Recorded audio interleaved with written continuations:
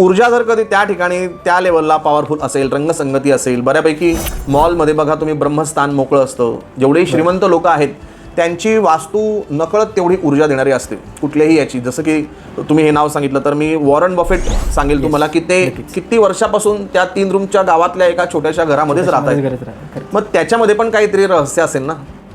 आज एवढे श्रीमंत जरी अंबानी परिवार आहे तरी सुद्धा शंकराचार्याकडनं ते आशीर्वाद घेताना, भिक्षेमध्ये नारळ घेताना दिसत आहे. म्हणजे तुम्ही बघा की ॲटिट्यूड डाऊन टू अर्थ काय लेवलचा आहे, नम्रता आहे. ते त्यात जप करतात का काय, अजून तांत्रिक विद्या करतात का काय करतात ते सोडून द्या, परंतु इतकी संपत्ती असून सुद्धा माणूस तो किती नम्र आहे, सगळ्यांचा आशीर्वाद घेतो, संतांचे ते आशीर्वाद घेतात. श्रीमंत व्यक्ती बघा कधी ताठ नसतो, तो जर कधी ताठ असेल तर त्याची श्रीमंती खूप दिवसातच म्हणजे लोप पावते. त्यामुळे यांच्याकडे नम्रता आहे.